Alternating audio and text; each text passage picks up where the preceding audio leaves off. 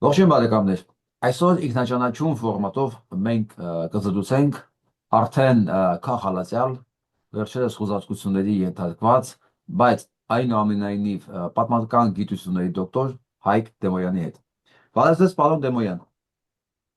Բարև ձեզ Սելի Վարդան, բարև ձեզ բոլորին։ Վերջը ինչ գտան ու ինչ էին փնտրում։ Գիտեք, երևի թե ամենաուրախալի լուրը իրենց համար այն էր, որ իրենք գտան ինչ-որ մի բան խուզարկության Ինձ արդյունքում։ այդպես էլ կասկածում էի։ Հա, միակ բանը, որ ես տխրեցի, որ երեք առողջ տղամարդ 5 ժամ ուղղակի նաև ինձ զբաղեցնելով փորձում էին գտնել այն, ինչը պետք է հաճոյացներ իշխանություններին, որոնք պետք է թմբկահարեն, վերջապես տեսեք 7 տարի մեզ քննադատող իրեն ազնիվ, չգիտեմ, մանաչար գիտնականի տեղնող Հայկ Դեմոյանը, ահա, ասիկ, տեսեք ինչեր ենք հայտնաբերել։ Գիտեք ինչն էր բան, երբ որ բերել էին մոտ 50-ի չափ փոքրիկ թղթեր կնիկված, որով պետք է առգրավեին իմ գույքը, այսինքն որոնք խիստ կասկածելի պտիլն էին հարուցված քրեական գործի շրջանակում, դրանք տրվել էր իմ սեղանին մեր այն սպասումով, որ լիքը բաներ կհայտնաբերեն, դա կփաթեթավորեն, կտանեն ուսումնասիրության, բայց գիտեք, այսպիսի խոսք կա կատակով, ասում են после долгих и тяжелых боев советские войска оставили шинель 46-ով размера։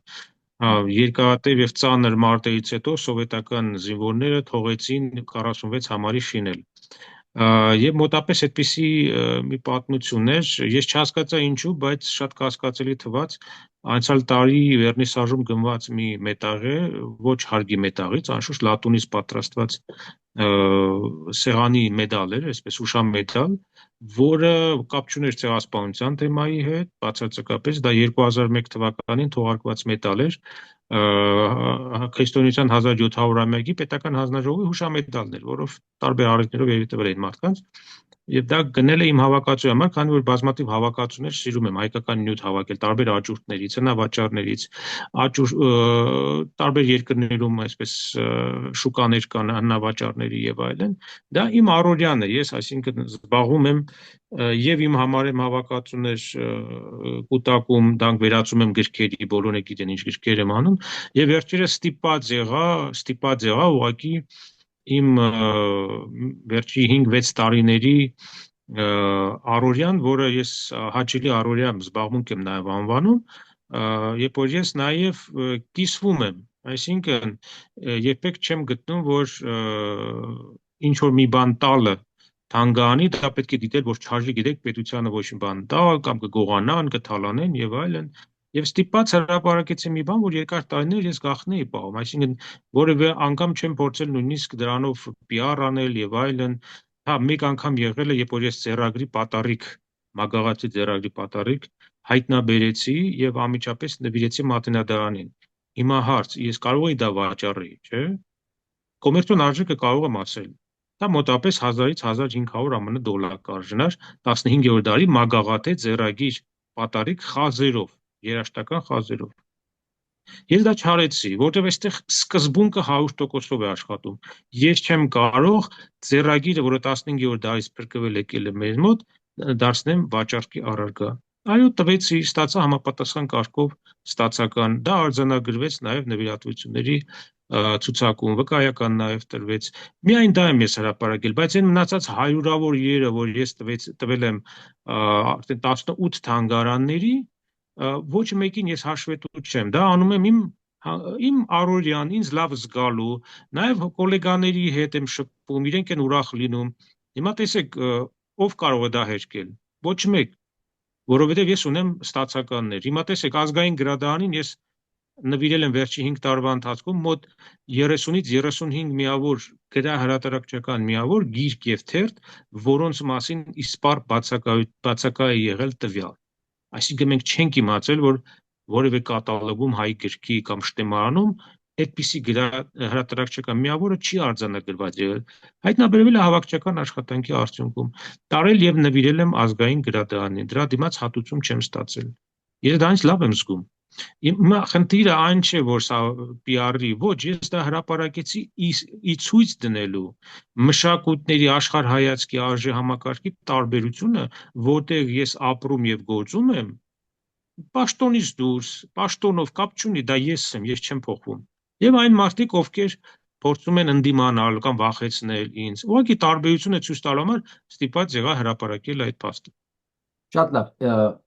ինչ էին կոնկրետ փնտրում։ Ես որ ասացի, ես վստահ եմ, որ գտել են մի բան, ես վստահ եմ, որ գտել են գրքեր, որտեղ ապացուցվում է, որ Հայաստանը հայերի տարածքն է, եւ իրենք պետքա շատ սրտ ներված այդ փաստերի վրա գնային։ Բայց իրականում առանց կատակի ինչ էին իրանք փնտրում։ Ինչ Մի քրական փոքր նախապատմություն է պետք։ դուք եք, չէ՞, քրական գործ բան դիմել գողության վերաբերյալ։ Ինչի համար են եկել ձեր տուն։ Նախապատմությունը շատ կարևոր է։ Տեսեք, 2006 թվականին առաջին անգամ ես ոտք եմ դնում Հայոց ցեղասպանության թանգարան ինստիտուտ որպես տնօրեն, հա, ընտրվում եմ տնօրեն, գնում եմ առաջին անգամ աշխատանքի, տեսնում եմ ահռելի քանակությամբ, ահռելի ծավալի խնդիրներ։ Ամենաառաջի խնդիրը չկար հաշվապահություն։ Այսինքն ցանկացած նոր տնօրեն, երբ որ մտնում է հիմնարկություն, ինչ է անում, ընդունում հանձնում, չէ՞։ Ընդունում հանձնում սովորական պրակտիկա է ֆինանսների, գույքի եւ ֆոնդային միավորների, եթե դա թանգարան է։ Այսինքն երեքի պարագայում նախկին տնօրենը, որը այդ պահին խորհրդական նշանակվեց ինձ, եւ 3 ամիս մնաց խորհրդական, բայց երբեք չեկավ թանգարան,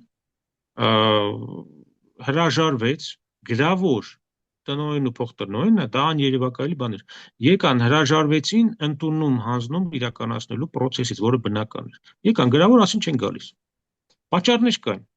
Պատճառները այն է, որ հաշվապահություն չկար, գույքի զգալի մաս տարվել էր թանգարանից դուրս իրենց անձնական գրասենյակներում, կահույք, պահեստից տարել էին գրքեր, թանգարանին հասցրել էին ֆինանսական վնաս 8 միլիոն դրամ անօրինական շինարարություն իրականացնելու։ 2006-ին 8 միլիոնը բավական լուրջ թիվ էր, ծանր թիվ էր։ Այսպիսի պայմաններով Հայկ Դեմոյանին ասին գնա այդ թանգարանը փրկի, այդպես էլ ասել են ակադեմիայում, ասին ավազակներ են մյուս տեխնացուները, խնդրում ենք փրկի այս վիճակը, որովհետև խայտարակ ենք լինելու աշխարհով մեկ։ Մեջ բերեցի փոխնախագահ ակադեմիայի Բարխուդարյանի, Վլադիմիր Բարխուդարյանի խոսքերը։ 2 անգամ հրաժարվելուց հետո 7 անգամ համաձայնվեցի, վերջո գնալ։ Եթե հայ է, մտածեցինք Հայոց ցեղասպանության թեման է, ուրեմն ինչ է նշանակում խայտարակում։ 2 անգամ հրաժարվում էի։ Այսպիսի պայմաններով ստացա հաստատությունը եւ կես տարի հետո աշխատակիցները ուզենք թե չուզենք պետք է ասեին այդ գաղտնի պահված տեղեկությունը, որ 2004 թվականին Լինսով, երբ որ նորոգումները եղել, գիտեք, հիմնարկների մեծ մասը օպերան, մատենադարան եւ այլն, մյուս թանգարանները, նաեւ Հայոց ցեղասպանության թանգարան ինստիտուտի շենքը, հուշամալիրը, որոշ կոսմետիկ նաեւ նորոգման էր ենթարկվել, ինձ հայտնեցին, որ 2004-ին այդ նորոգումների ժամանակ, երբ որ գույքը եւ հնատիպ գրքերը մեկ սենյակ էին տարի հիմնական սենյակը նորոգելու, այնտեղից անհայտացել են 19 գրքեր,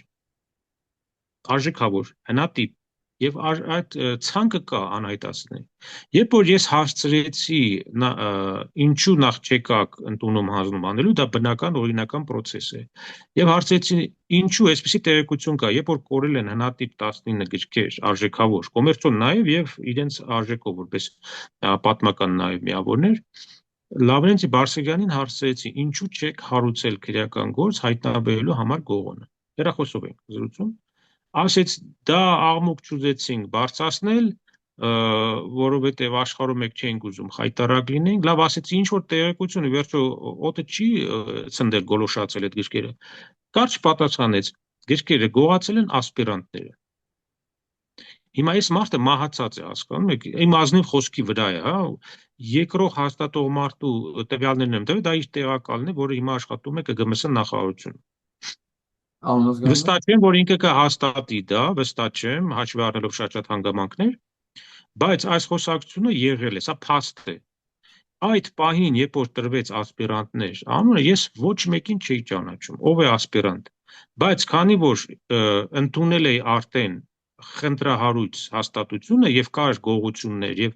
այդ ամբողջը պետք է փաստաթղթավորվեր եւ իմ անունը կապված չլներ գողության հետ, ես ստիպված եղա 2007 թվականի ամռանը հուլիսին հարուցել, այսինքն հաղորդում տվի քրեական գործ հարուցելու համար։ Ես էլ եմ հարցակնվել որպես նախաձեռնող, մյուս աշխատակիցներն էլ են հարցակնվել, բայց գործը կարճվեց։ Կանցնեն տարիներ, հետագայում ես կիմանամ, որ նաև հարցաքննվել են եւ Լավրենտի Բարսեղյանը անշուշտ, որովհետեւ նախկին տնօրենը ուզած-չուզած պետք է հրավիրեին։ Հիմա ենթադրում եմ, որ այստեղ նաև տվել է ասպիրանտների անունը, ոչ մեկի անունը պիտի տան, բաց իմ անունը չէին տա, որովհետեւ ես 2006-ին եմ մտել, 2004-ին է գողությունը տեղի ունեցել։ Եվ հետագայում ես իմացել եմ կցկտուր տեղեկությունների տարբեր աղբյուրներից, աշխատակիցներից, որ հարցաքննվել են ասպիրանտներից երկուսը, Արադ Միրզոյանը այդ ժամանակ եւ Վլադիմիր Վարդանյանը։ Հիմա եթե սա փաստ է, երկուսն էլ իմ դեմ դատական հայցեր են ներկայացրել։ Իդեպ արդեն նշանակվել է օրերը։ Հիմա իմ նպատակը ոչ թե եղել Արադ Միրզոյան թիրախավորելը կամ Վլադիմիր Վարդանյանը, որոնց չեմ ճանաչել։ Հասկանում եք, չեմ ճանաչել, որ ինձ վատություն անեմ։ Իմ նպատակը եղել է գողոն հայտնաբերելը, ոչ թե ինչ-որ մեկի հետևից ընկնելը։ Արժեքավոր գրքերը պետք է գան իրենց տեղում։ Բայց հետագայում պարզել են, որ մի քանի անգամ կազմակերպված հանցագործության այդ բաժինը տարել է, եղել է նաև դեպք, երբ որ Արադ Միրզոյանը մեկ այլ աղբյուրից եմ մտել, փորձել է աշխատակցություններից մեկի վրա բարդել գողությունը անելու այդ փաստը, խնդրահարույցը, բայց այս ամեն ինչը անընդհատ կրկնում եմ ու եւս մեկ անգամ կկրկնեմ Արադ Միրզոյանի համար եւս ինչքան պետք է կրկնեմ։ Բոլոր իմ հայտարարություններին զուգահեռ ես ասում եմ անմեղության կանխավարկածի կարևորություն։ Մեր մեղադրանքը չէ, մեր մտավախությունը կփարատվի այն ժամանակ, երբ որ կհրապարակվի, սա նաև անվտանգության խնդիր է, որտեղ գործ ունենք Հայոց ցեղասպանության թանգարան ինստիտուտի հետ։ Երբ որ կհրապարակվեն 2007 թվականին իմ հաղորդման հիման վրա հարուցված քրեական գործի նյութերը ցուցմունքների տեսքով, դա արժի որ հրապարակ։ Ես օրինակ դեմ չեմ, որ իմ ցուցմունքները հանրայնացնեն։ Կամ գործը նորից բացվում է, նորից սկսում են հարցաքննություններ։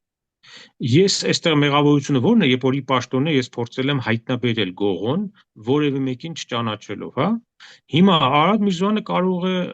զրպարտության բանով է տվել, իհարկե արդեն իշխանություն է, իհարկե գիտի դատավորներին ինչպես են ցույցում տալիս եւ ինչ որոշումների վճիռներ են կայացնում դատավորները, հոյակապ գիտի։ Դրա համար էլ հիմա փորձում է արտահանալ, հա,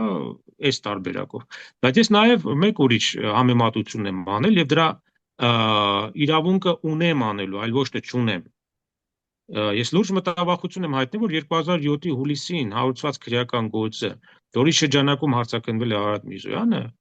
ժամանակագրորեն համապատասխանում է նաև հավաքագրելու ամսաթվին։ Իսկ հավաքագրումը նաև հաստատվել է հենց իրեն Արադ Միրզոյանի հենց իր կողմից, չէ՞։ Ինքը չի հերկել։ Ինքը հոխորտաց, որ դատական գործ կհարուցի հայտնի անձի, գիտեք ով հրապարակեց Օմեգայի փաստաթուղթը, ես չեմ հրապարակել, հրապարակվեց, որից հետո Արադ Միրզոյանը հաստատեց, ոչ թե հերկեց, այլ հաստատեց, որ ինքը համագործակցել է, իր խոսքով ասած, փորձել է օգնել ԱԱՑ-ին։ Հիմա ես ընդհանրապես կարող եմ մարդու ուղիղ աշխատում է վերլուծական, չէ՞, հավելուծությունը եւ գիտական մեթոդներից մեկը դա համեմատությունն է։ Եվ որ ես տեսնում եմ հարուցված քրեական գործը 2007 հուլիս եւ Օմեգայի փաստաթուղթը 2007 թվականի նորից հուլիս, ես ընդհանրապես մտավախություն կարող եմ հայտնել, որ միգուցե սա հավաքագրում է եղել չպատժվելու դիմաց։ Ես հանրայնացնելու իմ մտավախությունը հայտնելու իրավունքը ունեմ եւ ոչ մեկ չի կարող բռնանալ եւ ինձ զրպարտիչ համարել։ Դա անվտանգության խնդիր է, ինչու, որովհետև այսօր անձը, որը այս պահին ամեղության կանխավարկածը կրկին հարկելով կասկածվում է նման արարքի համար, զբաղեցրել է ազգային ժողովի նախագահի պաշտոնը եւ զբաղեցնում է արտգործնախարարի պաշտոնը։ Երկրորդ անձը Խավոր Սանիկեն իդեպ, հիշենք, Խավոր Սանիկեն երկուսը։ Երկրորդ անձը ներկա պահին զբաղված է նոր սահմանադրության տեքստի մշակման, խոսքը Վլադիմիր Վարդանյանի մասին է։ Ես հայ քաղաքացի եմ, հա, կոնֆլիկտ չի եղել, տնօրենն էլ չեմ։ Ես կարդացել եմ Վլադիմիր Վարդանյանի հոդվածները 15 տարի առաջ, ինչպես էր նա գիտական հոդվածներում, on-line հասանելի է, կարող եք ստուգել։ Հիմնավորում, որ անկախության հռչակագիրը 90 թվականի եւ այն ներառելը սահմանադրության նախաբանի պրեամբուլայի մեջ որևէ հավակնություն չի ենթադրում հարևան պետության եւ դե սահմանադրականության իրավունքը եւ իմաստը չի վիճարկվում։ Հիմա այս մարդը ի պաշտոնն էլ լծված է, որպեսզի այդ պրեամբուլան հանի, իհարկե։ Այսինքն ես հարց կարող եմ տալ զուտ որպես գիտական աշխարհի մարդ, էլի ակադեմիականներ Վլադիմիրին։ Սկզբունքը որտեղ է գիտականության, երբ որ դու մի բան գրել ես, հիմա պաշտոն ունես, հա, պետաիրավական հանձնաժողովի,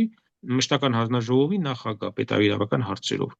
Ինչպես դա անվտանգության մեջ դիտենք, երբ որ դու գրել ես մի բան, հիմնավորես մի բան, հիմա լծված ես ի պաշտոնե բոլորովին հակառակ բան անելու համար։ Ուրեմն այս երկուսը եթե բերում ենք, միացնում ենք, իմ լռելը դառնում է ոչ միայն անիմաստ, այլև վտանգավոր։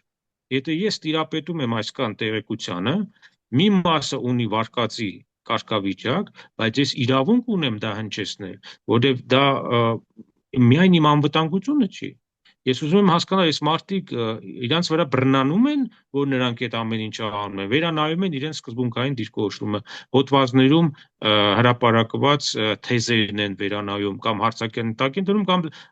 ճիշտ հակառակն են այսօր աշխատանքով անում։ Ուրեմն այս գրքերի գողության պահն էր ամենամեծ դրվագը։ Հիմա երբ որ Հարություն Մարությանին, գիտեք, խայտառակ այդ Թավշյա կոչված հեղափոխությունից հետո բերեցին որպես իրենց տեխնատու, իսկ Հարություն Մարությանը, Խառատյանը դրանք են խումբն են ազգագրագետների, ովքեր սպասարկեցին եւ իրենց անվանել դուք սպասարկուներ եք խորքային պետության հակասահմանադրական իշխանափոխման, մեղմ ասած իշխանափոխման։ Հիմա երբ որ սրան բերեցին, ես անդադ քննադատական գրառումներ էի անում, որ չի կարելի սա ընդունել, սա հեղափոխություն չէր, սա պատմության մեջ որևէ կերպ չի կարող կոչվի հեղափոխություն եւ ազնիվ չի, այս ամեն ինչը նախապատրաստված խմբի կողմից է իրականացվել։ Եվ որոշեց, որ կարելի է այսպիսի մի հատ հաղորդում տալ, վերահաշվարկ էին արել առանց ինձ, իդեպ առանցից սովորաբար նախկին տնօրինությանը ներառում են, ինչպես ես դրա գրավոր դիմեցի, չեկան։ Այս դեպքում ինձ որևէ նամակ չկա, որ ես գնամ ընդունման հանձնման process-ին մասնակցեմ։ Կազմվել է ցուցակ, որի հիման վրա Հարություն Մարությանը տվել է հաղորդում հափշտակումների համար, հափշտակումների դրվագով, որ հափշտակվել է, գիտեմ, ցանկ էր մոտապես 300 միավոր։ Երբ որ ես ծանոթագիր ստացա ցուցմունք տալու համար, ներկայացա Մալացիայի բաժին, քննիչ Լուսինե Հայկյան, ավագ քննիչ էր։ Ներկայացա, ասեցի ես լուրջ մտավախություն ունեմ, որ այս գործը մինչև վերջ չեք տանի, եւ դա կկասեցվի, ասեց չէ, կտանենք մինչև վերջ։ Ասի նայեցիք առաջի վարքյանին ես դա ասեցի։ Հարցաքննության ժամանակ ամենայն մանրամասնության ներկայացրել եմ Թանգարանի անվան շուրջ իրականացած փողերի լվացման դրվագը, ով արադարիտով նաև զեկուցել եմ ԱՄՆ դեսպանատանը Երևանում։ Ներկայացրել եմ փաստեր, ինչպես է ոչնչացվել ֆինանսական փաստաթղթեր իմ ստորագրությամբ, որը կոչվում է Հարություն Մարությանը, կոչվում է նաև փողերի լվացման դրվագը, եւ այսպես հանցագործությունների շարք։ Հիմա այս բաները վախեցնելու համար, իհարկե, այդ հաղորդման մեջ չի գրված, որ դա իմ օրոք է կամ ես եմ գողացել, ուղղակի գրված է, որ կան հափշտակված իրեր։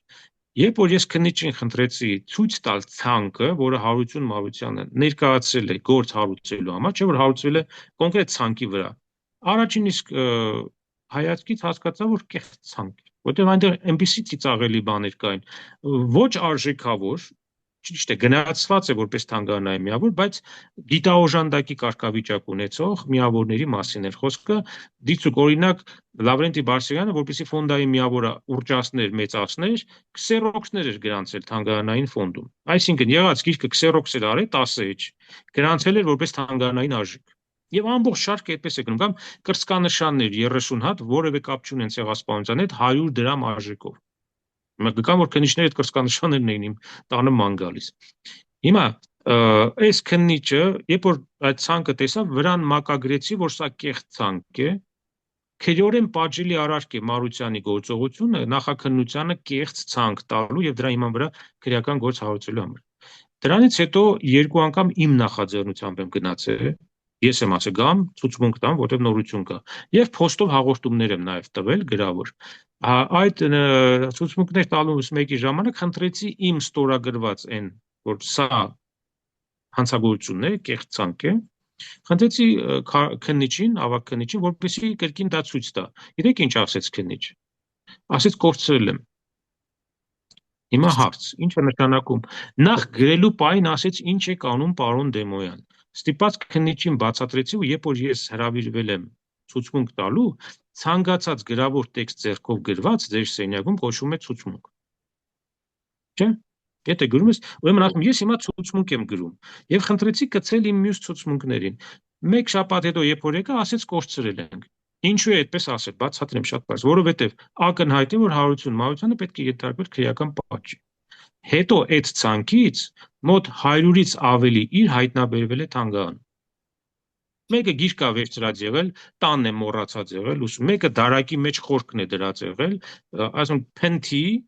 այսպես գործ են հարուցել, նպատակ իհարկե ինձ վախացնել է, չնայած իմ անունը չի հիշատակում, որպես մեղադերալ, որովհետև ինձանից հետո եւս 4 հոգի եղել են ժամանակավոր պաշտոնակատար, ինքն է եղել 3 տարի տնօրեն, հա։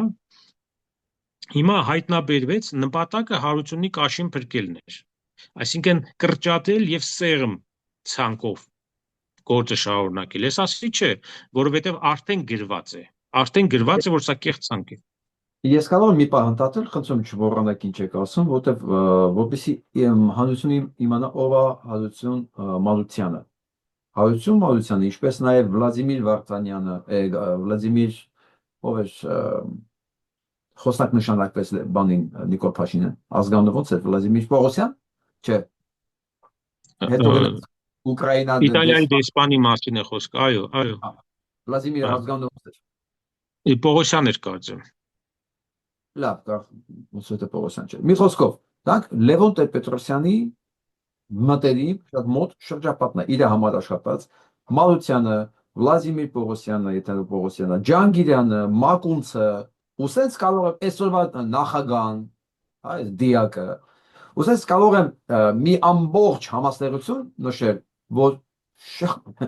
շատ սահուն ու միանգամից հայտնվեցին Փաշինյան Նիկոլի սպասարկող թիմում ու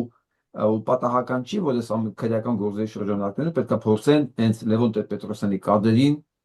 փրկել կամ բերել ավելի նոր պաշտոնների։ Հիմա խնդրեմ դրանը։ Այստեղ հասկանալի է, որ Հարություն Մանուկյանը, Հրանուշ Խառատյանը եւ ազգագրագետներ մի բույլ ազգագիտության եւ հնագիտության ինստիտուտից ուղակի սպասարկում են, անթակույց սպասարկում են, նախ պաշտոնական հայտարարություններ են տարածում ի նպաստ Փաշինյանի, նրան ազատելու, հետո հիշում եք 21 ապրիլի 21-ին, մինչ Սերժ Սարգսյանի հրաժարականը, ամբողջ ինստիտուտը, տնօրենից սկսած մինչև դռնապանը,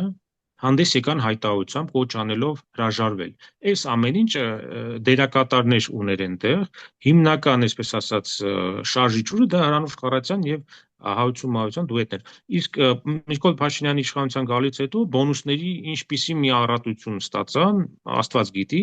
որովհետեւ իրենք շարունակում էին արժեքների հեղափոխություն, իրենց ձևակերպումների մեջ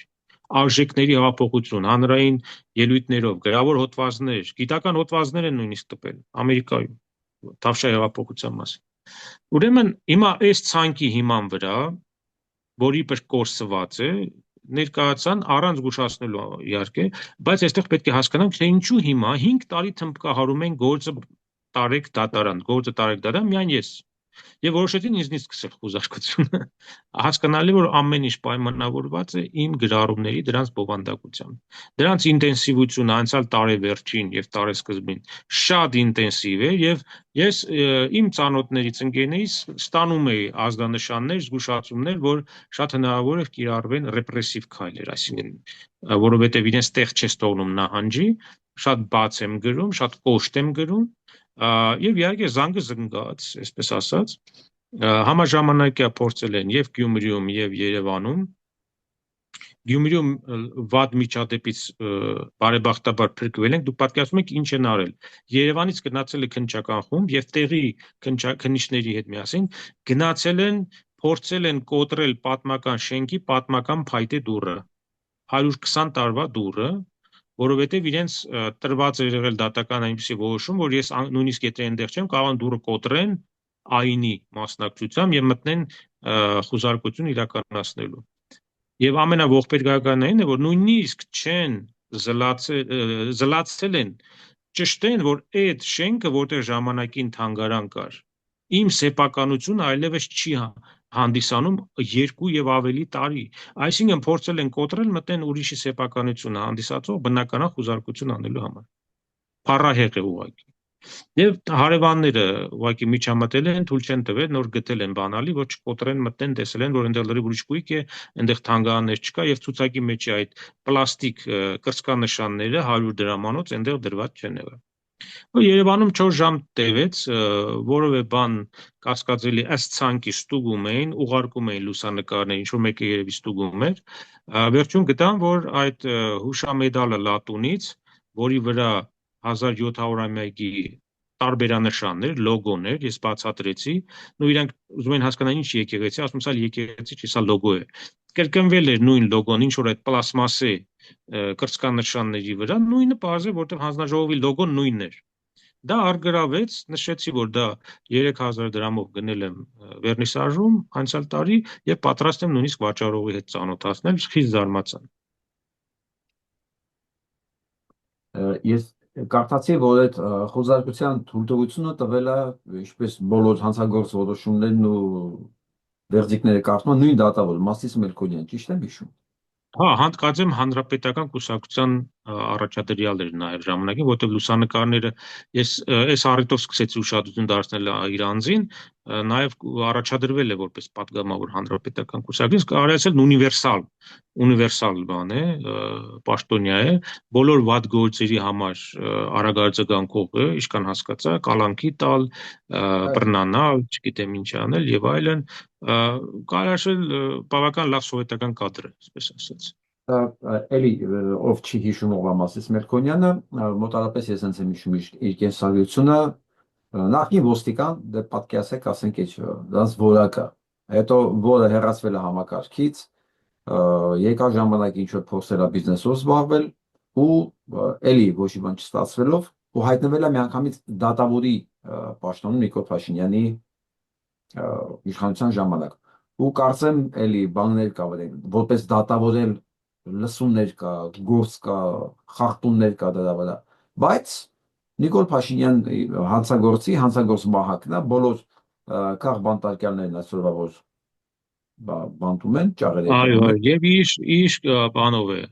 որոշման դատարանի որոշումը։ Որոշումը Մասիս Մելքոնյանի վրա է։ Ես ուզում եմ Մասիս Մելքոնյանին, որ անպայման տանեք իր ականջին հասցնեք, անպայման ականջին բղավեք, որովհետև դա գլխի կաշին հաստատ չի հասկանա, որ Նիկոլ Փաշինյանի հետ դու պատրաստվի էլի թող վեշը բանը մի հատ փոքրիկ ճամփը Այո, ես գտնում եմ, որ չի խանգարի հիմիկվանից զբաղվել, Ահա, մտածել։ միշտ կողք ունենա, էլի, կողք ունենա, որ ինքը չէ Փաշինյան Նիկոլ ինչքան է ապրելու, ինչքան է որպես վարչապետ մնալու, մանավանդ այս խաղը աշխարհում, դուք տեսեք ինչ է կատարվում Իրանում, Սիրիայում, քրդերի հետ, Թուրքիայում, Մասիս Մելքոնյանները չեն կարող հանգիստ քնել, իսկ կարող են քնել, եթե չգիտեն այս ամեն ինչի մասին, բայց ականջի տակ գոռացեք մեր անունից, ասեք, սենց վտանգ եք ես սպառնում, մի հատ փոքրիկ ճամփը թողնի կողքի վրա, խնդրեմ կներեք։ Մեր խնդիրն էլ ինչ է, մանավանդ հիշատակեցինք իրեն, այ իր նմանների, դատավոր կլինի քաղաքական պաշտոն ժամանակավոր զբաղեցնող պատգամավոր կլինի, թե նույնիսկ համակիր կլինի, որ իրեն ճղում է, այսինքն Facebook-ում, տարբեր հարթություններում ցույց տալով իր լոյալությունը, սրտիկներ դնելով Մեծն Փաշինյանի գրառումների տարբեր խեղկատակ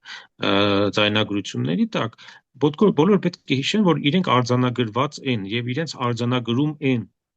Իրենք այդ որ էլեկտրոնային արեցին, հանգիստ քնեցին,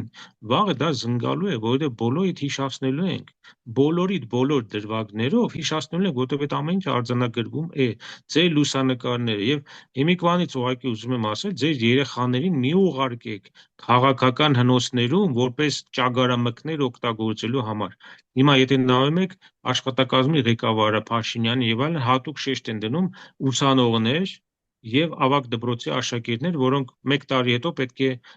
ընտրողներ լինեն, հա, հիմիկվանից սկսում են իրենց կադրային, այսպես ասած, դարբնոցը ձևավորվել եւ էլեկտորատը թարմացնել, ջահելացնել, նոր արյուն են բերում։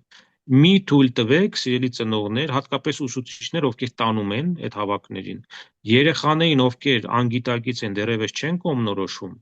16-ին 17 տարեկան են, մի տարեք, որպեսզի իրենց դեմքերը չարձանագրվեն ժամանակավոր պատեհապաշտների հետ։ Ես մի հարց եմ ուզում տալ, այս ամբողջ ընթացքում մենք ինչքան զրուցել ենք թանգարանի շուրջ կատարված դեպքերի մասին, շատ կասկածելի զուգադիպությամբ բոլոր նրանք, ովքեր մեղադրվում են գրքեր, փաստաթղթեր գողանալու, զբաղվելու այդ գործերի մեջ դեռ 2006 թվականից, դեռ դրանից 2004 թվականից նույնիսկ շատ պատահաբար այսօր իշխանության մեջ են։ Դուք ասեք նրանց անունները, ովքեր են 2004 թվականից զբաղվել ցեղասպանության թանգարանում եւ այսօր իշխանության մեջ են։ Ես նշեցի Արադ Միրզոյան, Վլադիմիր Վարդանյան, ասպիրանտներ են եղել, պաշտպանել են, բայց այստեղ ամենահետաքրքիրը հենց կենսագրությունն է, թե ինչով են զբաղվել։ Օրինակ Արարատինը նայում ես այնպիսի խառնիճաղանճ կենսագրություն, որ չես հասկանում ուր է գնալ։ Մեկ ցրիչ է եղել, մեկ ժամանակավոր այստեղ է եղել, մեկ բանկում է աշխատել, ընդհանրապես կենսագրություններ ուսումնասիրելը ոչ միայն պատմաբանի համար հետաքրքիր, սովորական քաղաքացիները կարող են նայել։ Բոլորի հետագիծը բերում է շատ հետաքրքիր մի դրվագների, հնարավոր հանցագործություններ կատարել եւ դրա դիմաց չպատժվելու համար հավաքագրման համաձայնություն տալ երևում է։ Մի մասին չար լեզուները ասում են ինչ որ սեռական բնույթի հիմքով, այո, արվամոլություն ասենք եւ այլն, ահմանենք որ դա չար լեզուներ են, բայց որ դա մի քանի աղբյուրից է իմանում, նույնիսկ փաստեր են ներկայացնում, թե ինչպիսի տեսագրություններ կա, որից իրենք ծանոթ են, ես սրանից առաջ չեմ ուզում գնալ, որովհետեւ դա կլինի մի քիչ անլուրջ, բայց երբ որ մի քանի աղբյուրից ես լսում եւ համադրում ես ստիպած, լավ, սա կարող է կասկածել լինել, սա ուղղակի զրպարտեց, սա ասեց մի բան, որը շատ մոտ է հեղինակավոր հիմնարկություններին, հա, այստեղ արդեն լուրջ մտավախություն է քո մոտ, համապատկերը պալիտրան է, puzzle-ը սկսում է հավաքվել, բոլորին հավաքագրել են, բոլորին դարձրել են այս կոնգլոմերատի անդամ, հատուկ գործողությունը իրականացնելու, բավական երկար նախապատրաստական աշխատանք է գնացել, 18-ին ոչ հավաքեցին կտոր այստեղից, բոլորը անցել են որոշակի փուլ աշխատանքի նախապատրաստական եւ այլն, եւ զգում ես, որ այստեղ մի հետագիծ կա, չպատժվելու դիմաց հավաքագրվելու համաձայնություն տալ։ Եվ սա բացառություն չէ, որ մենք խոսում ենք, ենթադրություն չէ, որ հնչեցնում ենք։ Այդպիսի մտավախություն կա, որ եթե մենք մեր երկիրը հանձնել ենք այսպիսի խմպակի, որը խաբեությամբ, սա շատ ստոր խաբեությամբ 2018-ին եկավ իշխանության, խաբեության մեջ ներքաշելով ամբողջ ժողովրդին հասարակությանը, որը ուզում էր փոփոխություններ, ուզում էր եւ դա իրավացի ցանկություն էր, արտահայտված ցանկություն էր, բայց այդ ամեն ինչը խաբեությամբ բռնաբարության միջոցով այդ ակնկալիքները, ինչ հիշեք են նակալը, որ կար, հա, սպասումը, ապրիլ, մայիս եւ այլն, դե փորձեիք մեկը ինչ որ հակառակ բան ասել։ Ուղղակի կբզգտեին, որտեվ հույս էին տածում մարդիկ, որ սրանք այն մարդիկ են իսկապես, որոնք եկել են փոխելու, բայց այս մարդկանց առաքելությունը բոլորովին ուրիշ էր։ Պատերազմ սպասարկել կանխատեսելի երկով, հարստանալ, վերջո պետք է հարստանալ։ Եվ հիմա փորձեք 8 տարի անց իրենց գոնե ակնարկով ասեք, որ ձեր փոխարեն հնարավոր է այլ ուժեր կան պաշտոնավարելու եւ դուք կզրկվեք անվտանգությունից, ձեզ պաշտպանող ոստիկաններից, գվարդիայից, ԱԱՑ-ից։ Նրանք եկել են այն փուլին, երբ որ դա չեն պատկերացնում, որ ոնց կարող է իրենք զրկվեն պաշտոններից։ Իսկ սա շատ վտանգավոր սպասում է եւ շատ վտանգավոր բան է,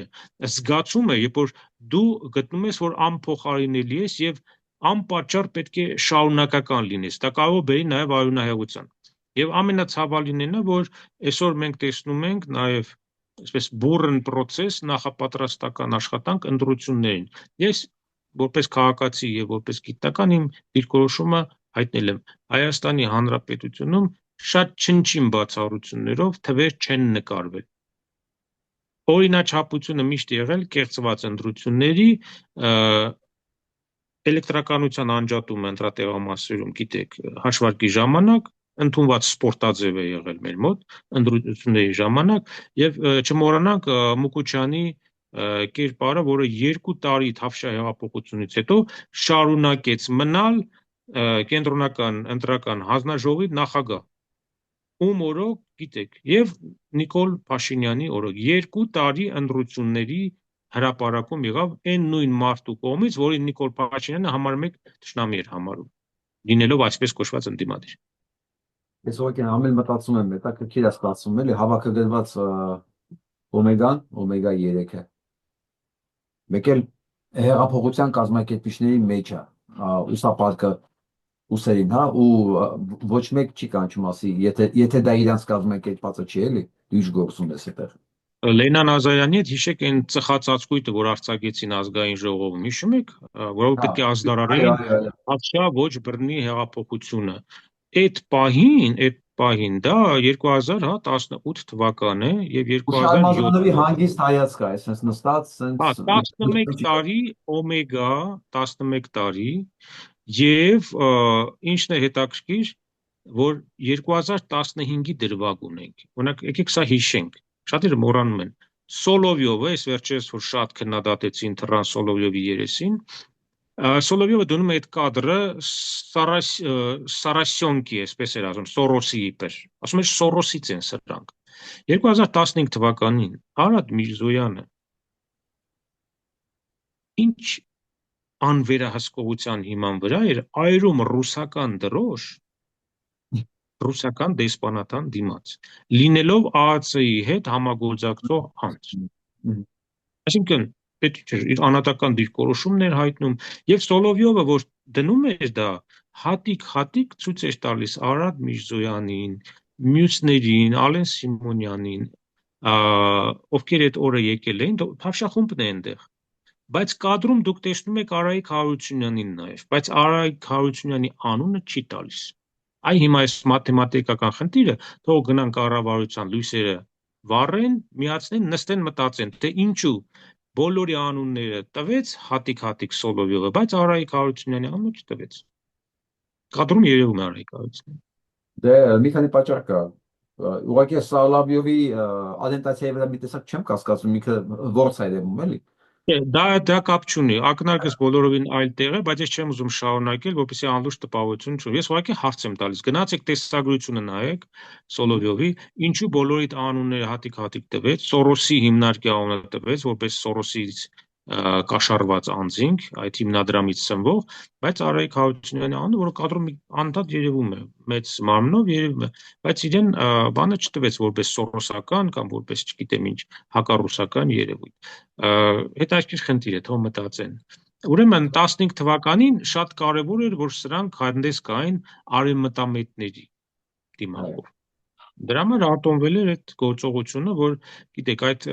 բողոքի ցույցը Պերմյակովի դեպքից հետո էր։ Պերմյակովի դեպքից հետո գնացին հավաքվեցին եւ սկսեցին այրել ռուսական դրոշ։ Եվ Ոչ ոչ միայն մեկը չձերբակալվեց դրա համար, ի դեպ, ոչ մեկ։ ոչ միայն արտոնվել է, այդ թիմը բերվել է ազգային ժողով։ Ոչ միայն արտոնվել է, այդ թիմին բերել էին ազգային ժողով, որպես Եվ ինչ падգամավոր։ գեղեցիկ պաս ստացան։ Հիմա Վարդան ջան, գեղեցկագույն պաս 2017 թվականին Զիբիլիքս կոչված պայմանականով։ Հիշում եք, չէ՞, իբր այն գախնի վճարումների ավականու ընտրությունների, կազմում տեղական ընտրականի, թե խորհրդանական ընտրությունների, խորհրդանական ընտրությունների ներկայացեմ։ Ուրեմն ինչ էր տեղի ունեցել գախնի այդ վճարումների հաղորդագրությունները ցանկերը ՊՊՑ գունդի որ սպամ պետք է այսքան ստանա ում ինչքան պետք է վճարվի ընտրակաշառքների ցանկը վերջի պահին անզգուշաբար նետում են աղբարկը որից հետո Արադ Միրզոյանը եւ Նիկոլ Փաշինյանը հայտնաբերում են հերոսաբար այդ ցանկը եւ Նիկոլ Փաշինյանը հայտնի ցեմփ հիշում եք չէ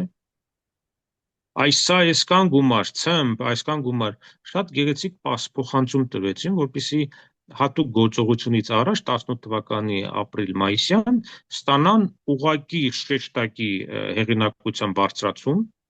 իբր բարձրավանի ժամանակ այդ հայտնաբերումների։ Ուղղակի տվեցին, որ այսպիսի բան հրապարակի, լիքը մարդու փուռը տվեցին, իհարկե դա ժամանակավոր ցավոտ էր, բայց այդ դրա արդյունքում խիստ բարձրացավ Նիկոլի եւ նրա թիմի վարկանիշ։ Որ դուք հետևանքների մասին խոսացիք, որ նույնիսկ չեն պատկերացնում, որ կարող է մի օր իշխանություն չլինեն, ես հետևանքների չէ, իրենց իրավիճակի, ես ուզում եմ հենց հետևանքների մասին իրենց հիշեցնեմ, որ իրենց իշխանության հետևանքում 10,000-ավոր մարդիկ են սպանվել, եւ այդ 10,000-ավոր մարդիկ ունեն ազգականներ, ծնողներ, եղբայրներ, զավակներ, եւ պատկերացրեք հետևանքները, էլի, իսկ ոչ մեկ աշխարհում ոչ մեկ Թրամփից սկսած միջև Անգելա Մերկել որ արդեն իշխանությունը չի, ոչ մեկ, ոչ մի բան չի կարող երաշխավորել, որ ամեն ինչ գնալու է հենց այն գծած տարբերակով, որը դուք ձեր համար գծել եք։ Այնպես որ հետևանքների մասին մտածեք այն պահից սկսած, երբ որ դուք այլևս իշխանություն չեք լինելու։ Ես մի բան եմ ուզում ասեի, Ասեք։ ուղղակի հաստատագրում։ Եթե մոռանանք այն բոլոր հանցագործությունները ենթադրյալ փաստացի ապացուցման կարիք չունեցող, ինձ համար որպես հայի, Հայաստանի Հանրապետության քաղաքացու, Հայաստանի Հանրապետության տարածքում ապրող անձի, եկեք հիշենք, որ Նիկոլ Փաշինյանի շուրթերով, նրա թիմակիցների շուրթերով հարցականի տակ է դրվել հայոց ցեղասպանության պատմական եղելությունը։ Դուք այսպիսի բան կերևակայեք 10 տարի առաջ, 20 տարի առաջ, 50 տարի առաջ, երբ որ հանգիստ կարող են օրը ցեգով լպիրշներին վայել ձևով, լկտի պահվածք ցուցաբերելով, ասեն մի հատ պետք է ցանկեր կազմենք, տեսնենք շատ են զոհվել, թե քիչ, Անդրանիկ Քոչարյան հղում տալով, որ մեր վարչապետն է դա հանձնարարել։ Հետագայում թռավ իհարկե, իր վրա վերցրեց, հետո հրաժարվեց։ Նիկոլ Փաշինյանը անցյալ տարի հունվարին, հիշում եք, ինչ աղմուկ բարձրացավ։ Ինչպիսի հայտարարություններ արել։ Եթե մեկ պաշտոնյա հոլոկոստի շուրջ նման հայտարարություն Իսրայելում անեք, հասկանում եք, ինչ կլիներ իր վերջը։ Բայց մեզ փորձեցին, ես ուզում եմ սփյուռքահայերը, Սփյուռքում բնակվող հայրենակիցները, Հայաստանում բնակվող հայրենակիցները, հայ քաղաքացիները, մեկ ընդմիշտ իմանան, տեղի ունեցածը ժխտողականության փորձ է։ Ժխտողականության փորձ ձևակերպումը գիտական հիմնավորում ունի, այսինքն իրավական նաև պատասխանատվություն ենթարկող, բայց իրենք ձեզ ստիպեցին, որ նաև հաշտվեք դրա հետ, որ կարելի է հայոց ցեղասպանության պատմական փաստը կասկածի տակ դնել։ Երկրորդ կետ, բացի բաց, ամենաաներևակայելի ցինիկությամբ հայտարարեցին, որ Ալիևի հետ ինքը պայմանավորվել, քննարկել է, որ հարցի միակ լուծումը դա արցախահայերի պարպումն է իրենց բնորանից։ Այսինքն մարդը ինքնախոստովանանք է արել, որ ինքը հանցակից է ցեղասպանական գործողություն անելու։ Ինչ որ ես հիմա ասեցի, դա անհերքելի է, գիտականորեն ապացուցելի եւ դրա հիման վրա մարդուն պետք է ծանր պատժի ենթարկել։ Եվ խոստովանանք, որ պատերազմի մասին ինքը գիտեր։ Ասել նույն բանն էր լինելու։ Նույն բանն էր մեկա լինելու, այդպես էր որոշված, դրա համար ասեց ինչ էլ լինի, պարտված չենք ճանաչի, էսա։ Այ իրան պատրաստել էին այդ ամենակեղտոտ գործը անելու համար։ Երևի հիմա Նիկոլ Փաշինյանն է նույնիսկ զարմանում է, թե ինքը ոնց է դեռևս ողջ մնացել, էլի։ Ողջ։ Դեռևս ողջ մնացել։ Այ դա ես իր տեղը կզարմանայի շատ։ Բայց գիտենք բարգերի անկումը, գիտենք իրենց ինչպես են պահում անվտանգության մարմինները։ Եվ ամենասարսափելի հետևությունը, բան Նիկոլից հետո, Նիկոլ ունենալուց հետո պետություն ոնց պետք է պահենք, պետականություն ոնց պետք է ստեղծենք, պետականաստեղծ գործընթաց ոնց պետք է տանենք 2018-ի ապրիլ-մայիսից հետո, այդ անելուց հետո 8 տարի էլ Նիկոլ պահելուց, այդ աղբով պետք է մաքրի թողած։ Պարոն Դեմոյան, մի բան ավելացնեմ ու հարցը կամ էլի։ Ոչ թե նույն բանն է լինելու, ոչ միայն նույն բանն է լինելու, նույն բանն է լինելու ուղղակի առանց զոհերի։ Ու ինձ հետո կմեղադրեին դավաճանության մեջ։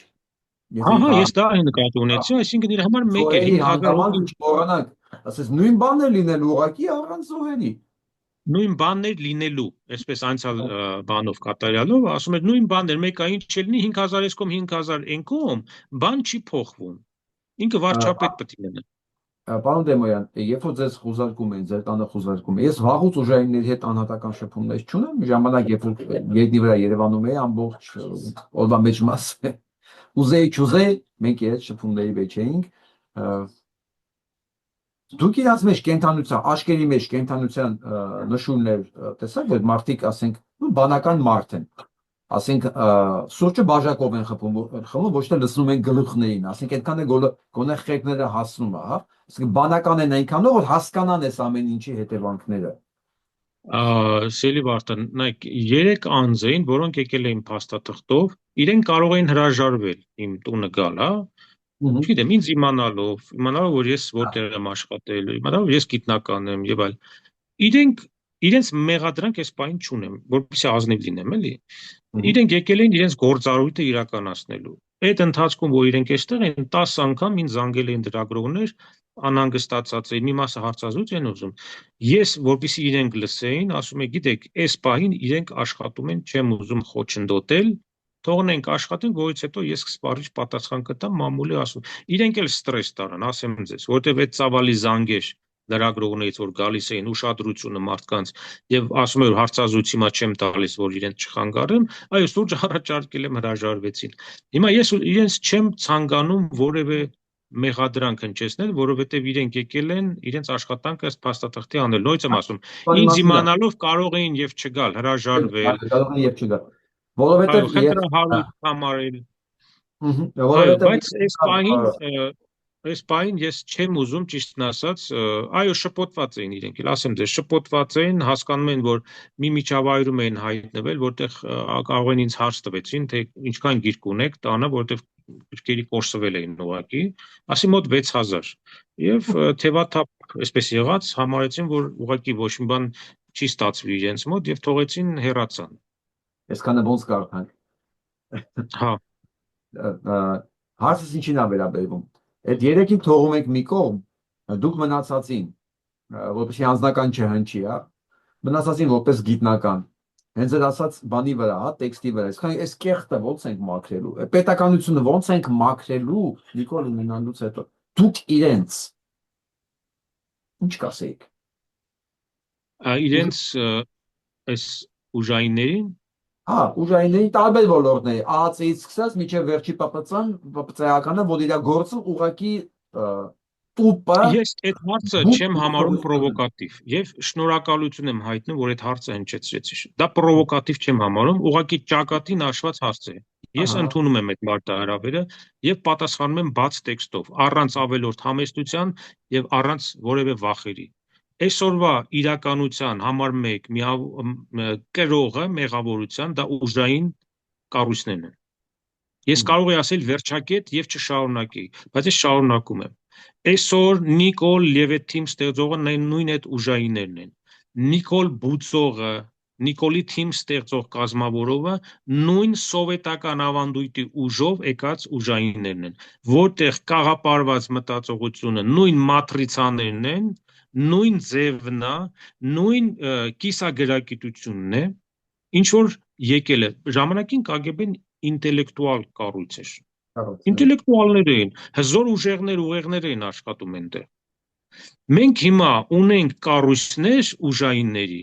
որ սարսափում ես նույնիսկ այդ որոշում կայացնողների շղթան ուսումնասիրես։ Պատ է դիմացդ։ Գնում ես դատարան, պատ է։ Դատավորի կենսագրությունն ես նայում, ոչ մի մասնագիտական կրթություն չունի։ Տանում ես, փաստն ես տալիս, ինչի հիման վրա դու հայտարարություն ես արել, չէ՞, ինձ դատի են հիմա տվել իմ դեմ։ Ասում եմ, էս է տեսագրությունը։ Չի դնում։ Բայց իր պարտականությունն է, ես բերել եմ փաստ, որի վրա միացած է իմ, որին ագուցված է իմ հայտարարությունը հանրային։ Ասում եմ Լուսինե Խառատյանը, խնդրեմ գիրք է տպել, որը Ադրբեջանի այսօրվա հակահայ քարոզչությունը վերցրել է իր գիրկը, իր նկարը դրել է կադրերում, կլիպեր է նկարում հակահայաստանյան, հիմնավորելու համար արևմտյան Ադրբեջան խոսույթը։ Դատավոր աղջիկը, որը երթնակալությունը 19 թվին, այսինքն Նիկոլի ժամանակ է տվել իր երթումը, ասում է չեմ դնում։ Ասում եմ, բա ո՞նց է, ես եկել եմ այստեղ, այնի ներկայացուցիչն է չի ներկայանում, Մարության եւ Խառատյան երկուսին հրավիրում եմ, չեք կանչում։ Բա ես ինչ պետք է անեմ, որ պարապ ժամանակ ունեմ գամ, երբ որ ես բերում եմ փաստը տալիս եմ, ադրբեջանցիք թխում են։ Ասում է Լուսինե Խառատյանը բոլոր հայ պատմաբաններին ապացուցել է, որ սրանք սխալ են գրել։ Ըհը, ինչ բաներ ադրբեջանական նյութն է։ Եվ ինչն է հետաքրքիր։ Դատական որոշումը նշանակվել էր, որ այս վճիռը այսօրը պետք է լինի, 5 օր ուշացրեցին, ինչու։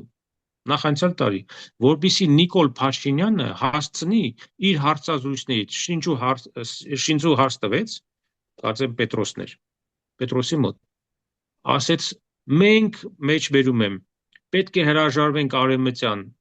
Հայաստան տերմինից, որբիսի ադրբեջանցիները չօգտագործեն արևմտյան Ադրբեջան։ Հիշում եք դեկտեմբերին 2023 թվականին, ինչու այդ ժամանակ,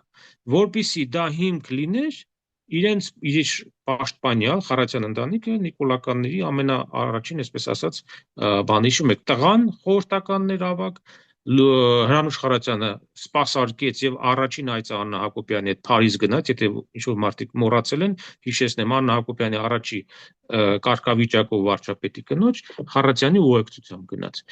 Լուսինե Խարատյանն հիմա ԵՊՀ-ում շարունակական կրթության ինստիտուտի տնօրեն է։ Վարչապետ Նիկոլ Փաշինյանի մակարդակով արվեց հայտարարություն, որից հետո նոր դատավճիռ եղավ իմ դեմ։ Այն դեպքում ես մեղադրում եմ, որ այս մարդիկ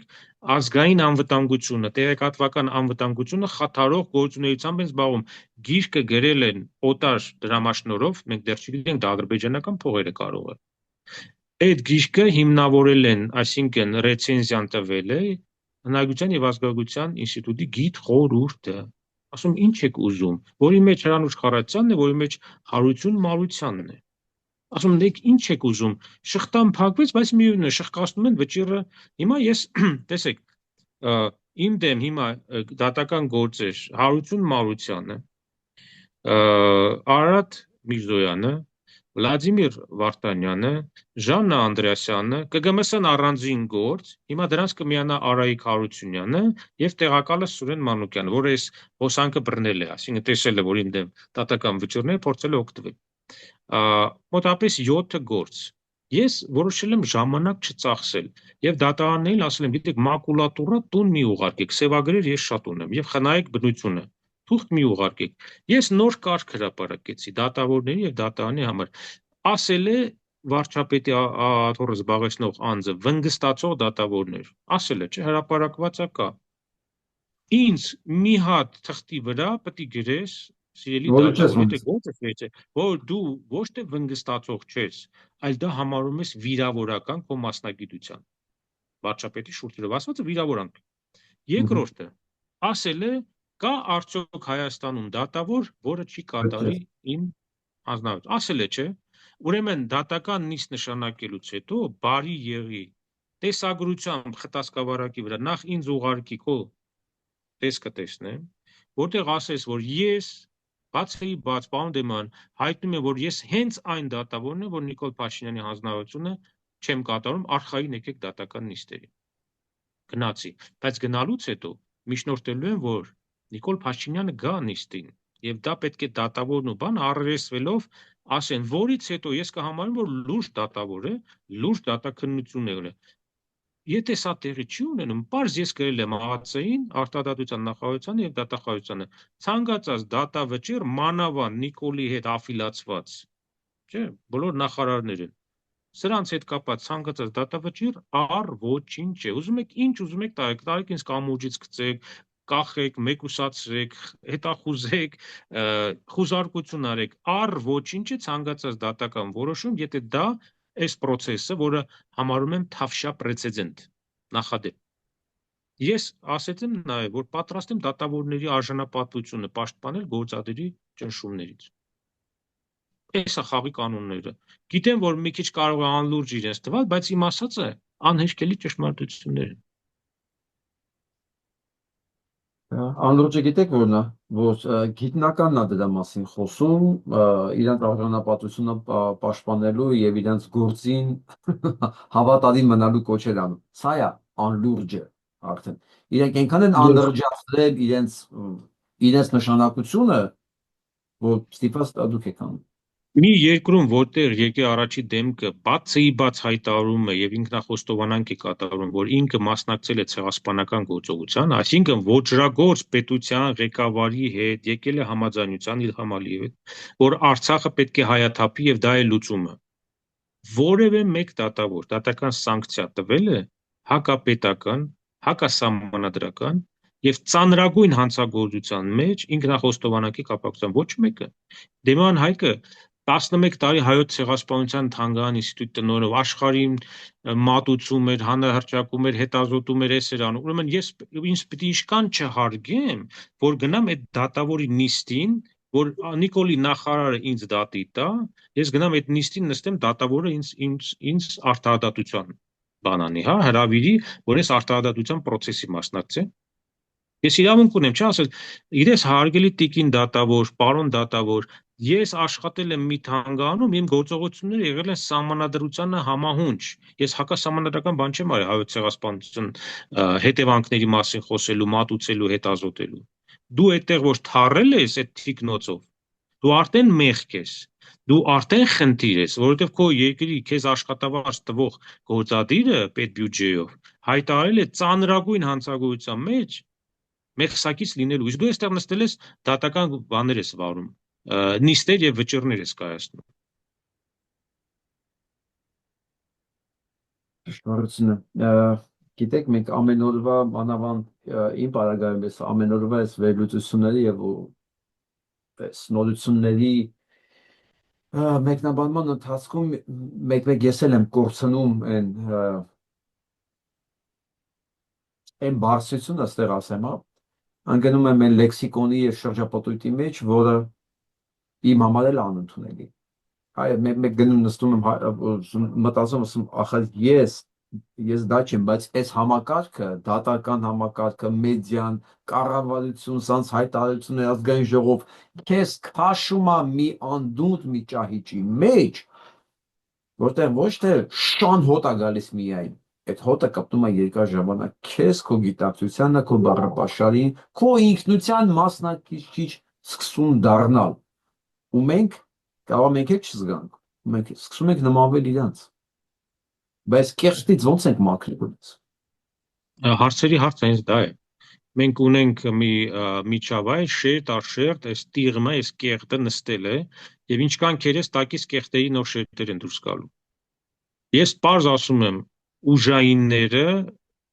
բերել են այն վիճակով, երբ որ մենք կարող ենք արձանագրել եւ դա չափազանցություն չի, պետական ինստիտուտների եւ պետականության որպես այդպիսին մահը։ Պետականությունը այն չի, որ ամեն առավոտ գնում ես գործի, կամ ոստիկանությունը աշխատում է, կամ օթերևութաբանները հայտնում են, որտեղ ինչ պետք է լինի, կամ օրացուցային հրավառություններ են լինում, ճառեր են լինում, ինչ որ այցեր են գալիս դրսից։ Դա մահացած մարմնի մեջ է, որովհետև պետականությունը դադարել է այն ժամանակ, երբ որ քաղաքացիները 3 միլիոն են, թե մի քիչ ավելի, իրենք խաղից դուրս են, իրենք լուսանցքային ինչ որ էակ գոյացություն են, որոնք ոչ մի բան չեն որոշում։ Իսկ Նիկոլը եկավ, ապացուցեց, որ իրենց խափելով կարելի է նաև հարցեր լուծել։ Խապել, հիմա տեսեք, դուխով բառը մոռացել են, չէ՞, որ եկել են փողոցից։ Հատիկ-հատիկի ժանրել ոնց որ վերջանում է, մոռանում են, որովհետև հղպացածությունն է այդ հարստության, այդ ճարպակալման շերտերը, որ ավելանում է անընդհատ, նայեք ինչ փողեր են դուրս գրում։ Շատ շրջանառություն մենք չենք տեսնում։ Ահռելի գումար զարտուղի շրջանառվում է։ Չենք տեսնում։ Դրա համար մեկ ծիծաղում եմ, գիտեք, որ Աննայի շորը էս ինչքան արժի, ժամացույցը էս ինչքան արժի, բաճկոնը էս ինչքան, բա նվերներ պետք է տան, բա այդ կտուրը այդ բիզնեսների օրինական, անօրինական, բա կարծում եք սովորական պետք է բաներ տան, գրիչ պետք է տան, պարկեր։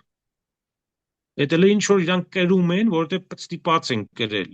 որ շնորհքով երևալու համար, բայց չկրածները, թաքցվածները, որ տեսնեք ինչ են։ Դրա համար էլ պահելու են։ Դրա համար էլ պահելու են ահռելի ուժը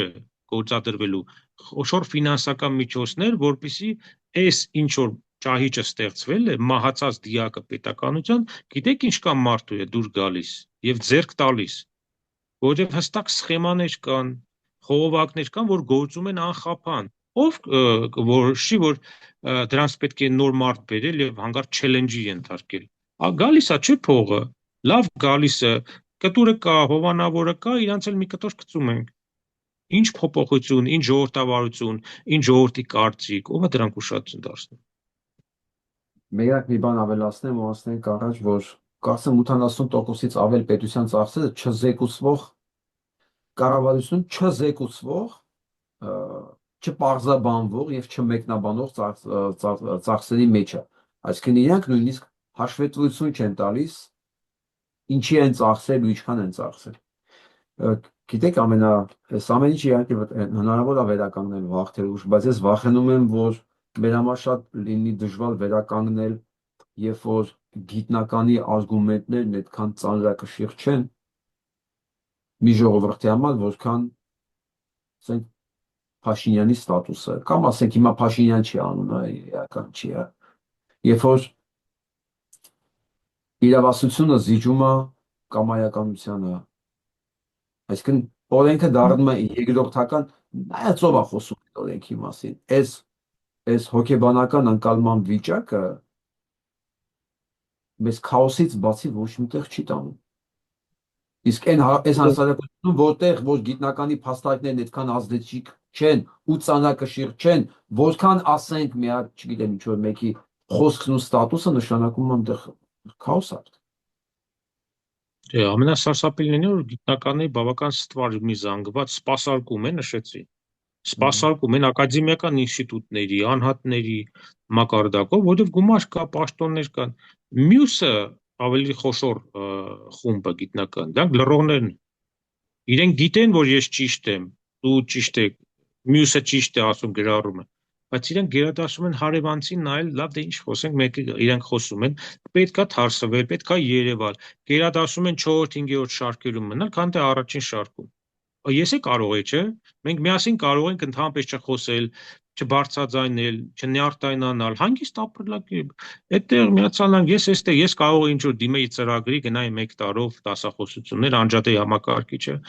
Facebook-ից դուրս գայի, բայց պատմաբան լինելով ես գիտակցում եմ ուր ենք գնում կամ ուր ենք հասել։ Եվ հիմա չեմ խոսում, 7 տարի առաջ չեմ խոսում։ 16 թվականին ուղիղ 10 տարի առաջ եւ կա տեսագրություն են քննադատներին, բա ինչու են ժամանակ չէի լռում, սրա օրոք հանգիստ նստած էր։ 16 թվականին, երբ որ արդեն դանակը ոսկորին հասավ, Բոստոնում անգլերենով եւ Լոս Անջելեսում հայերենով դասախոսությունները կա տեսագրությունները եւ կարելի է on-line նայել եւ հոդվածները կա այդ դասախոսությունների։ Երրորդ հանրապետության ավարտը ինչ ապագա է սպասում Հայաստանին։ Սա իմ, այսպես ասած, կամիկաձեի որոշում էր, լինելով պաշտոնյա, թանգարանի տնօրեն, ես եկել եմ բացի բաց ահազանգում եմ, որ ուր ենք գնում, մտել ենք փակուղի, երբ որ հետադարձ չկա։ Եվ երբեմն ինձ որ քննադատում են, լինքը դնում եմ այդ հոդվածների, անմիջապես կարկամում են։ Ասում ուղղակի թվականը նայի, 16 թվին արդեն զգուշացրել եմ։ Այն ժամանակ է թույլ չէին տալիս, որ խոսեի։ Այդտեղ Ամերիկայում բա ինչի է պետք չի, այսպեսի ծանր վերնագրեր, ինչու ես այդպեսի բան անում, բայց կանխատեսում էի, չէ, ուր են գնում, բարկերը ուր են տանում։ Մի բան չէի կանխատեսել, որ այդ ժամանակ Նիկոլ Փաշինյանը արդեն լրիվ թարմ վիճակով պատրաստ էր իր թիմով ստանձնելու իշխանական լծակները։ Պատրաստված էր։ Գիտեք ինչ հիշեցի ընթացքում Դանթեի աստվածային կատակերգությունը, որտեղ ասում է այս սպիրալի ժողովրդի ամենաթեժ անկյունները պատրաստ են, սպասում են բոլոր նրանց, ովքեր այս ընթացքում լռել են։ Թող մտածեն, որ այս լռելն էլ հանցակից լինելու ամենադաժան ձևերից է։ Լուր համաձայնությունն է, լուր հանդուրժողականություն։ Միանշանակ, չգիտակցել, մանավանդ պատմաբան իմ գոլեգաներին եմ ասում, դուք պատմություն եք ուսումնասում, ինչ ազգային ազատագրական թեմա եք դուք հոդված գրում, երբ որ այդ թեման ձեր դուք մեջն եք այդ էպոխայի։ Դուք լռում եք, գրում եք ես ինչ որ մելիքները 17-րդ դարում կամ չգիտեմ ֆիդայական ազգային ազատագրական, այսինչ գաղտնի ժողովներ, ում է պետք դա ձեր գրվածը։ Դուք պատմությունը այսօր ձեր քթի տակ է կերտվում, դուք ունեք հնարավորություն միջամտելու, թույլ չտալու, լինելով պատմաբան եւ գիտակցելով, էպոխաները գիտակցելով, որ սա անթույլատրելի է։ Բայց ինչ ենք տեսնում, մի հատ զոներ, այս ինչին դրամաշնորհ տվեցին, այս ինչին պեղումների համար փող են տվել, զոներ են ուղակի Facebook-ում գրում։ Դոկտոր Մարտի։ Առավել ցավալի է, երբ որ գրում են արցախյան ծագումով գիտնականներ։ Լավ, պարոն Տեմոյան, բանալին ասեք, բանալին ինչ անեք, որպես պատմաբան։ Ես ուզում եմ մենք անպայման այս քրդերի վիճակի մասին խոսեինք, որպես զուգահեռ անցկացնելով հայկական իրականության հետ կապված, ինչ ա բերում պետականության կորուստը, ինչ ա բերում, երբ որ քո անվտանգությունը դնում ես այլ երկրի, ես կուզենայի դա մասին խոսենք, ուղղակի արդեն երևի ուշ է, բայց համառոտ եթե մենք նայենք այս ինչ ընթանում կողքի մեր հարևան պետություններում, ինչ զուգահեռներ կանցկացնեիք որպես պատմաբան։ Ես որպեսզի կարճ օրինակը բերեմ, ամենասոսկալի զգացումը կամ սոսկումը, որ ես ապրում եմ, դա այն ստվար զանգվածն է քաղաքացիների, որոնք ոչ միայն չեն գիտակցում Արցախի կորուստի ճակատագրական ողբալի փաստը, այլ ոչ թե չհարախնդում են, այլ ուրախ են այդ փաստից։ Հասկանում եք, ոչ թե իրենք դեմ են Ղարաբաղյան շարժմանը, Ղարաբաղյան կլանին պայմանական ասած, այլ իրենք ուրախ են, որ այդ մի կտորը ադրբեջանցիները վերցրել են, քանդում ավերում են, ու դա ճիշտ է, դա հարց է լուծում։ Եվ հավատում են վատ փաթեթավորված մի կեղտի, որը այսօր Փաշինյանը մատուցում է խաղաղություն անվան տակ։ Եվ ասում է, գիտեք, մեր խաղաղությունը լրիվ ուրիշ է։ Ուրիշ խաղաղություն չկա տենց, մի նայեք։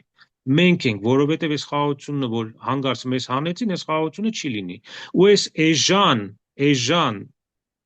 ապրանքը ուտում են, առնում են եւ ուտում են։ Մարդիկ հաշտվել են այն մտքի հետ, որ Արցախը որ չկա, դա լավ է։ Ոչ մի գիտակցում չկա այն տգետ մակարդակից մինչև գիտակիցը, որ կա հաջորդ փուլը։ Հաջորդ փուլը Արցախը տալով հարց չի լուծվի։ Արցախը տալով երկու լուրջ հարց է առաջացել, որոնցից մեկը կոչվում է Հայաստանի հետագա գոյություն, ֆիզիկական, եւ հավանական երկրորդ ցեղասպանության դուռն է բացվել։ Նիկոլը դա ձեզ չի բացատրի։ Նիկոլը ձեզ խապում է խաղաղությամբ, մի բանով, որը ցանկացած տրամաբանող մարդ առողջ գիտակցությամբ եւ հոգեկանով մարդ դեմ չի լինի խաղաղության, բայց Նիկոլը ձեզ վաճառում է այդ խաղաղությունը։ Վաճառում է շատ թանկ գնով։ Այդ գինը կոչվում է ես մնում եմ կամ չեմ մնում։ Եթե ես չեմ մնում, ուրեմն դուք պատերազմ եք ստանում ու դուք առնում եք այդ ապրանքը։ Այսօր սոսկալի երևույթներ են տեղ ունենում աշխարհում։ Փլուզվում է, համակարգ է փլուզվում, աշխարհակարգ է փլուզվում, ՄԱԿ-ը չի գործում ընդհանրապես։ Այո, վտանգներ կան, ախորժակներ են բացվում, բայց դրա լուծումը Նիկոլն ու Թավշյա թիմը չեն։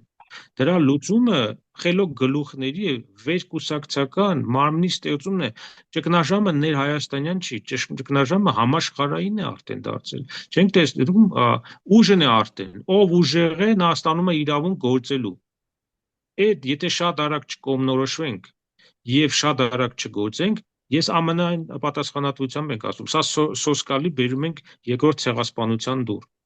Ինչ ենք արել մենք, Սփյուռքը անջատել ենք Հայաստանից։ Որևէ օրակարգում, որևէ բան դուք Սփյուռք չեք տեսնում Հայաստանում։ Չկա նաև խողովակը Սփյուռքից։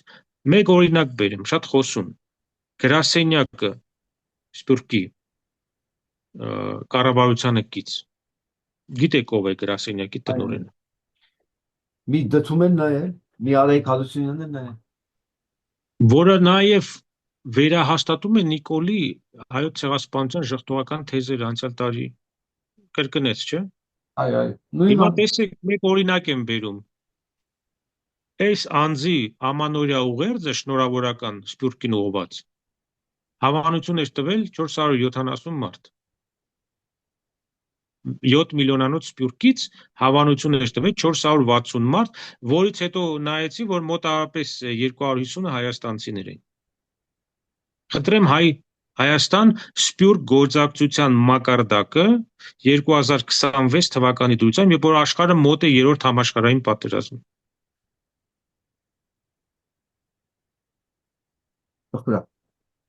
Ավելացնել բան ունեք։ Առաջ այսքանը հուսամ հաջորդիվ կլինեն թեմաներ, որ մենք նորից կշարունակենք։ Մենք կհետևենք գործի ընթացքին եւ անպայման կլուսաբանենք, տեղեկացնենք մեզ դիտողների ասկի մասին։ Հրավ, շնորհակալություն պարոն Դեմոյան։ Լավ մնացեք։ Հաջողություն ձեզ։ Հաջողություն։